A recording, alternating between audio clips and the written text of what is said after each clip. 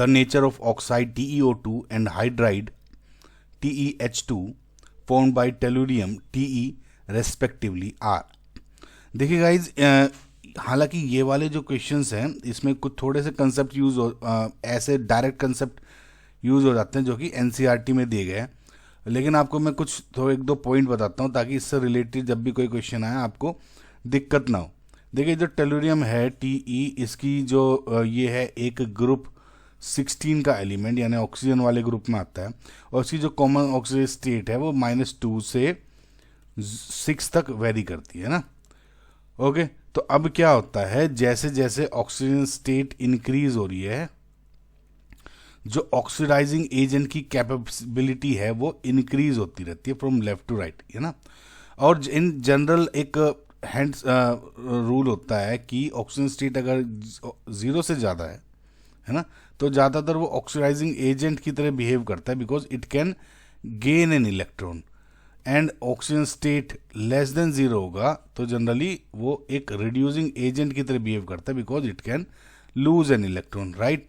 तो अगर आप इसी केस में देखें तो जैसे ही अगर ये है तो जनरली रिड्यूसिंग एजेंट की तरह बिहेव करता है, ये तो न्यूट्रल हो जाता है।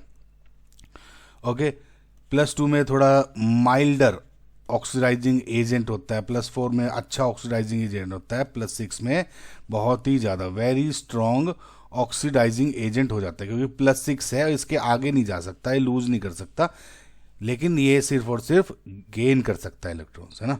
तो अगर आप इस केस में देखोगे तो ये तो हो गया ना, जैसे -2 है, जैसे H2Te हो गया है ना।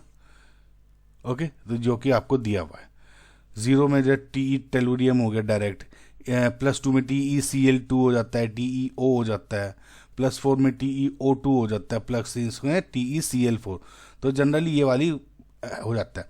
तो क्योंकि देखिए इसमें अगर आप देखोगे TeO2 TeH2 अगर ये भी ना पता हो, वैसे भी अगर आप देखोगे नेचर ऑफ ऑक्साइड्स पता है कि मुझे पता है ऑक्सीजन के ग्रुप में है, -2 तो हो गई, -2 +4 है ना।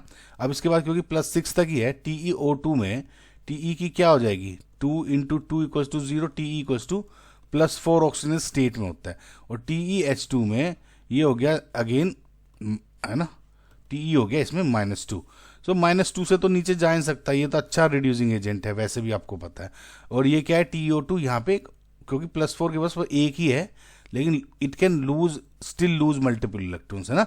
तो ये क्या है, एक अच्छा ऑक्सीडाइजिंग एजेंट हो जाता है। तो nature of oxide TeO2 and hydride form by T respectively. अब देखिए TeO2 का तो उन्होंने ऑक्सीडाइजिंग एंड रिड्यूसिंग नेचर पूछा है, एंड TeH2 का एसिडिक या बेसिक नेचर पूछा है। तो फिलहाल तो TeO2 क्या हो गया, इसमें ऑक्सीडाइजिंग कैपेबिलिटी है ऑक्सीडाइजिंग एजेंट की, तो यानी ये तो गलत हो गया, ये भी।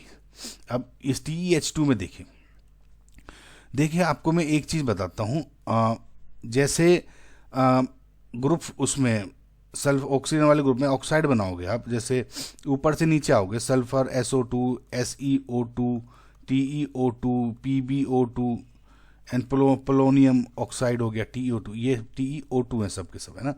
जैसे ऊपर से नीचे आओगे ना इसमें, तो इसमें बेसिसिटी इंक्रीज होती है, या यूं कहूँ कि जो एसिडिटी कैरेक्टर है वो डिक्रीज हो रहा है ऊपर से नीचे आने में, समझ में। तो इसमें क्या होता है कि जैसे SO2 है, ये बहुत ही ज़्यादा स्ट्रॉन्ग एसिडिक होता है, ठीक है। सिमिलरली जो SeO2 है वो भी एसिडिक कैरेक्टर रखता है। TeO2 क्या है, इज स्टिल एसिडिक, लेकिन क्या है, मतलब एम्फोटेरिक होता है बेसिकली, लेकिन टिल्टेड टुवर्ड्स एसिडिक नेचर। ऐसे ही PbO2 में क्या है, ये भी एम्फोटेरिक है बट टिल्टेड टुवर्ड बेसिक की तरफ, है ना। लेकिन जो PO2 है वो तो प्रॉपर बेसिक ही होता है, ये प्रिडिक्शन है इसकी, है ना, PO2 की, समझ में। अब इसमें TeH2 का, है ना, हाइड्राइड का पूछा है। अगेन जब आप उसके हाइड्राइड उसके ग्रुप में ग्रुप 16 के हाइड्राइड देखोगे, जैसे H2O हो गया, फिर H2S हो गया, फिर नीचे H2Se होगा, H2Te होगा, तो इसमें क्या है, ऊपर से नीचे आने में एसिडिक कैरेक्टर बढ़ता है, इंक्रीज होता है, राइट। जैसे ये क्या हो गया, थोड़ा वीकली सा एसिड है, ये थोड़ा वीक एसिड है, लेकिन इससे बेटर एसिडिक हो गया H2S, राइट। और ये थोड़ा मॉडरेट एसिडिक कैरेक्टर का हो जाता है, H2 ही अच्छा एसिडिक स्ट्रॉन्ग एसिडिक कैरेक्टर का होगा। तो H2TE क्या है, एसिडिक नेचर का है ना, TeH2। सो जो ऑप्शन 1 है इसका करेक्ट आंसर हो गया।